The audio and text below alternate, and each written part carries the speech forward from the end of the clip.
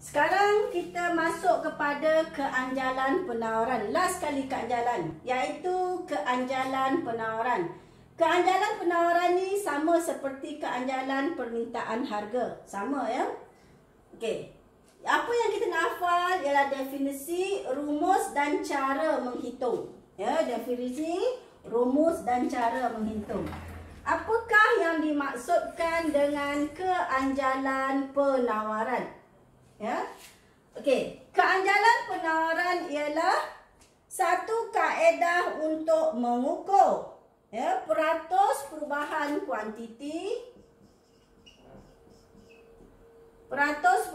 kuantiti yang ditawarkan, kesan daripada peratus perubahan harga barang itu sendiri.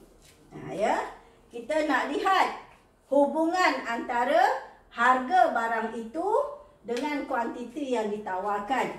Adakah dia anjal, tak anjal dan sebagainya. Ya. So, keanjalan penawaran ialah satu kaedah untuk mengukur peratus perubahan kuantiti yang ditawarkan. Cuba lihat, mesti perkataan ni tulis dengan perkataan kesan daripada peratus perubahan harga barang itu sendiri. So, rumusnya sama, iaitu ES sama dengan ED ya, sama dia. ES ni rumusnya sama dengan ED. Q1 tolak Q0 bahagi Q0 darab P0, P1 tolak P0. Ya. Kuantiti yang baru tolak kuantiti lama bahagi kuantiti lama darab harga lama bahagi harga baru tolak harga lama. Okey, sekarang kita nak hitung keanjalan penawaran. Ada dua bentuk soalan. Satu dia bagi jadual dan satu lagi dia bagi rajah. So, macam mana kita nak hitung keanjalan penawaran? Andaikan soalan ni ialah harga naik. Harga naik dari 5 ke 6. Ini pun kita andaikan harga naik. Kita nak hitung ya. So, harga naik dari 5 ke 6. Jadi, 5 ni adalah P0. 6 ni adalah harga baru, P1. Ya. Jadi, soalan ni diandaikan harga naik dari RM5 kepada RM6. Jadi, RM5 harga asal P0, RM6 harga baru P1. Automatik sebelah dia Q0 dan Q1. Ya. So, dari sini kita dah boleh hitung keanjalan penawaran dia. Masukkan sahaja ke dalam rumus. Ya. Q1-nya 25 tolak 20 bahagi 20 darab 5, 6 tolak 5. So, kita dapat 5 per 20 darab 5 per 1. Ya. Jadi, keanjalannya ialah 25 per 20. ES sama dengan 1.25. Ya, jadi kita dapat keanjalan penawarannya adalah 1.25. Ya, keanjalan penawaran tak ada yang negatif, semua positif. Sebab hukum penawaran dia positif. Apabila harga naik, kuantiti ditawar naik, tak ada turun. Jadi sentiasa positif. Okey. So, macam mana nak hitung keanjalan penawaran? Step pertama, hafal rumus. Tulis dengan betul. Step kedua, tandakan data-data. Ya. Yang ketiga, baru masukkan data ke dalam rumus dan boleh hitung. Ya. Rumus dan jalan kerja 1 markah. Jawapan akhir pada 2.1 markah. Ya. So, macam ni boleh dapat 2 markah. Kita lihat soalan yang kedua. Soalan yang kedua dia bagi rajah SS. Harga naik dari RM10 kepada RM12. Jadi RM10 ni adalah P0. Ya, RM12 adalah P1. P0 automatic Q0. Dan P1 automatic Q1. Jadi P0 10, Q0 15, P1 12, Q1 20, sorry. So masukkan sahaja data tersebut. Q1 20 tolak 15 bahagi 15 darab ya P0 10 ya P1 12 tolak 10. So di sini kita dapat 5 bahagi 15 darab 10 bahagi 2 ya. So 50 bahagi dengan 30. So kita dapat keanjalan penawaran dia sama dengan berapa. Ya hitung. So itulah dia keanjalan penawaran ya bagi rajah tersebut. Ya. Jadi sama saja macam permintaan, definisi, rumus, cara hitung. Okey. Lepas ni kita nak lihat jenis-jenis keanjalan.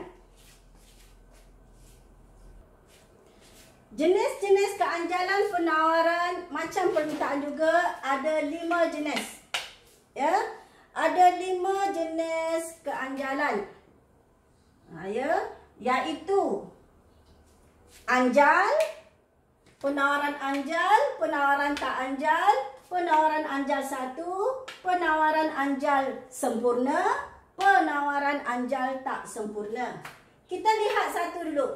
Yang pertama ialah penawaran anjal. Apa maksud penawaran anjal? Ya, penawaran anjal ya peratus perubahan kuantiti ditawarkan lebih besar daripada peratus perubahan harga barang tersebut. Ya. Okey, maksud di sini harga naik 20%, tetapi kuantiti yang ditawarkan naik sebanyak 60%. Contohnya lah ya. Okey.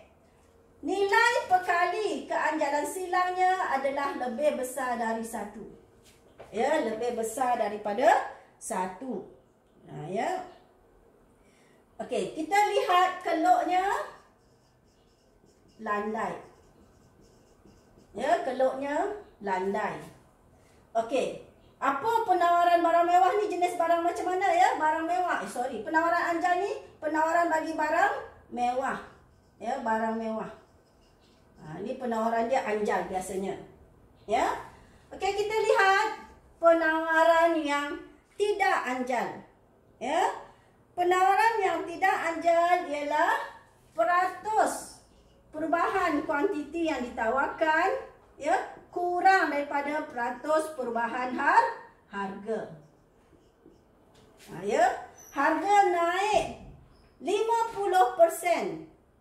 Tetapi kuantiti yang ditawarkan naik 30% saja. Jadi, ya ni naik banyak, ni naik sikit. Ya. Okey, keanjalan penawarannya adalah ya kurang daripada 1 tetapi lebih besar daripada 0. Bentuk keluknya adalah curam. Ya, kita lihat curam. Apa contoh penawaran barang yang tak anjal? Contohnya adalah barang normal. Ya, baju, makanan, pakaian, pinggan mangkuk dan sebagainya.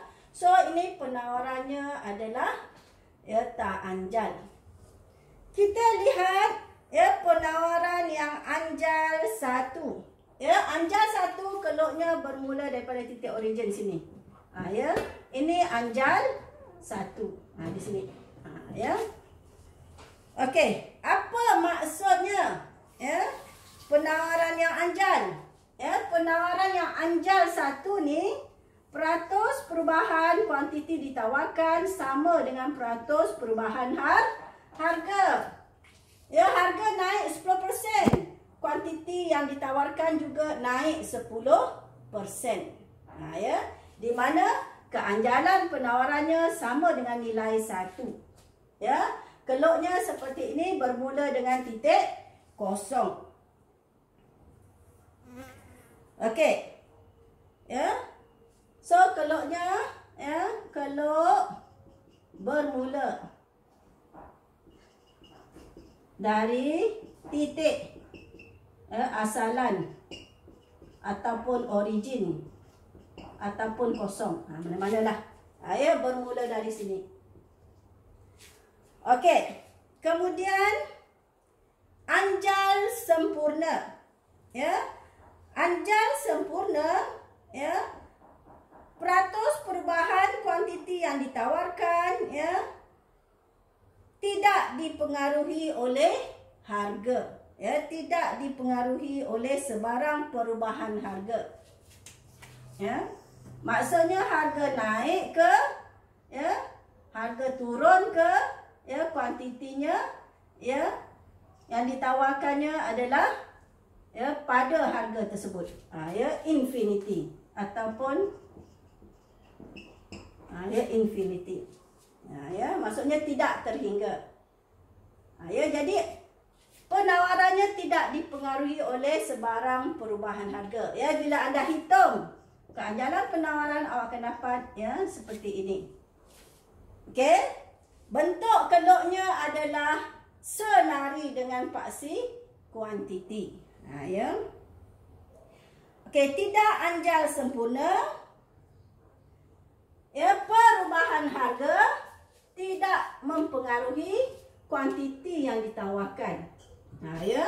So, harga naik ke atau harga turun ke, kuantiti yang ditawarkan adalah tetap. Ya, tetap. So, Q ni adalah tetap. Okey. Nilai perkali keanjalan silangnya adalah kosong. Ya, bentuk keluknya adalah seperti ini, menegak selari dengan paksi harga. Ya. Jadi kesimpulannya ada 5 jenis keanjalan penawaran. Anjal tak anjal dah keluar dalam soalan tahun 2019. Ya, yang ini tak keluarlah. Dua ni memang kerap keluarlah, anjal dengan tak anjal. Begitu juga dengan permintaan sama je. Anjal dengan tak anjal kerap keluar. Yang lain ni tak ada dah kecuali dalam soalan objektif. Kita sambung dengan penentu-penentu atau faktor-faktor yang mempengaruhi keanjalan penawaran. Okey, penentu faktor pengeluaran, penentu keanjalan penawaran, ya, ada 5. Ada 6 sebenarnya, ya, ada 6. Penentu ataupun faktor yang mempengaruhi keanjalan penawaran ada 6. Yang pertama ialah kadar pertambahan kos.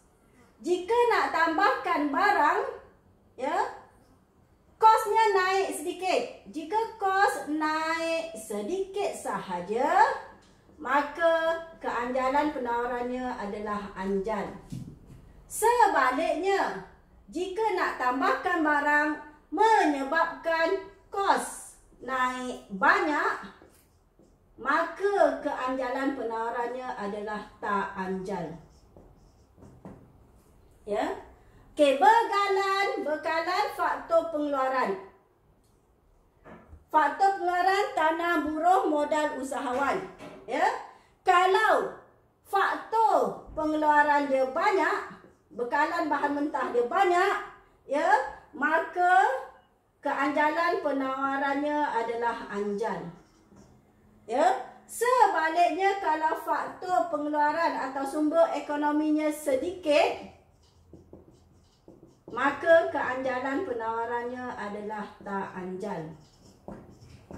Apa maksud anjal tak anjal? Anjal ni maksudnya, ya, harga naik sedikit menyebabkan kuantiti yang ditawarkan naik banyak. Ya, naik banyak. Itu maksudnya anjal. Harga naik 10% je, semua kilang-kilang keluarkan banyak barang, menyebabkan penawaran naik, ya, 50%. Contohlah. Ini menunjukkan anjal. Apa maksud tak anjal? Tak anjal ni maksudnya dia kurang respon pada harga. Harga naik menyebabkan kuantiti yang ditawarkan naik juga, tapi sikit. Ya, sikit. Walaupun harga naik, ya, sampai 50%, ya, tapi kilang-kilang ni ataupun pengeluarnya ya meningkatkan sedikit sahaja pengeluarannya, iaitu penawaran naik 20% sahaja. Ya. Jadi dia tak respon atau kurang bertindak balas terhadap harga. Ya, ini maksudnya tidak anjal. Jadi kalau ada banyak faktor pengeluaran, maka semua kilang-kilang boleh mengeluarkan barang dengan banyak. Kesannya penawaran anjal. Tapi kalau faktor pengeluarannya sedikit, ya, bahan mentah input sedikit, maka firma tak boleh keluarkan banyak. Jadi penawarannya adalah tidak anjal. Bilangan firma semakin banyak bilangan firma, ya, maka ya, penawarannya anjal. Tetapi kalau firma tu sedikit, tak banyak firma, maka penawarannya adalah tak anjal. Ya, kita lihat, ya, pengeluar, ya, yang banyak, contoh sayur. Sayur banyak orang tanam sayur. Banyak firma, banyak petani menanam sayur. Ya, jadi sayur ni penawarannya adalah anjal, ada banyak. Tetapi kalau sedikit barang tersebut, ya, maka penawarannya tak anjal. Ya, sedikit contohnya yang tanam pokok durian tak banyak contoh, atau pokok dragon fruit tak banyak. Ya, jadi penawaran dragon fruit atau durian ni penawarannya tak anjal. Ya. Okey, jangka masa. Jika jangka masa pengeluaran tu adalah panjang, jangka masa panjang, maka penawarannya adalah anjal. Ya, sebab dalam jangka masa panjang, semua faktor pengeluaran dah jadi input berubah. Jadi dia boleh keluarkan barang banyak-banyak. Tapi kalau jangka masa pendek, ya, penawarannya adalah tak anjal. Okey, contohnya, ya, kita nak order barang, nak order buku untuk tahun hadapan. So jangka masa panjang, firma boleh buat banyak-banyak. Tapi kalau kita nak, ya, order buku nak minta bulan depan, so dia tak boleh buat banyak. Ya, so jangka masa pendek penawarannya tak anjal. Tawarkan harga banyak pun dia tak mampu nak buat banyak-banyak. Ya. Okey, mobility faktor pengeluaran. Mobility ni maksudnya senang nak dipindahkan, nak digerakkan. Ya, buruh ni nak dipindahkan dari satu firma ke satu firma. Jentera ni nak dipindahkan dari satu tempat ke satu tempat. Kalau mobility faktor pengeluaran ni mudah, ya, mudah tu maksudnya senang nak dipindahkan, ya, maka penawaran dia anjal. Sebaliknya kalau susah, tak boleh nak dipindahkan, maka penawarannya tak anjal. Ya. Okay, last sekali faktor yang keenam ialah kewujudan faktor pengganti.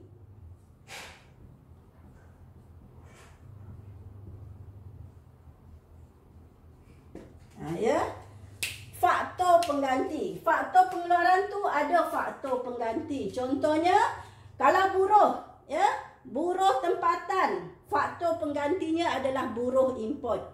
Ya, contohnya lah. Ya, okey, buruh, faktor penggantinya mesin. Itu contoh, dia boleh gantikan buat kerja. Ya, jadi itu kita panggil faktor pengganti. Ya, kalau wujud, ya, faktor pengganti, ya, kalau ada banyak faktor pengganti, ya, maka penawaran anjal.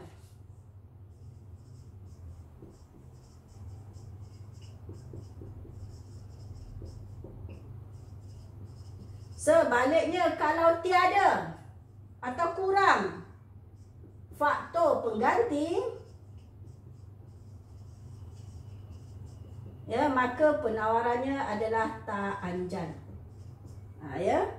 Ya, jadi kalau buruh tu, buruh profesional, ya, susah nak cari pengganti dia. Ya, arkitek ke engineer ke, susah nak cari pengganti dia, maka penawarannya adalah tak anjal. Tapi kalau faktor tu, ya, senang nak digantikan. Buruh tempatan tak nak kerja, ambil buruh asing. Ya, so penawaran barang itu adalah anjal. Ya, jadi faktor-faktor yang mempengaruhi Ya, penawaran ni, keanjalan penawaran ni, ya, ada 6. So, ini dah keluar tahun lepas soalan esei, ya, 2020.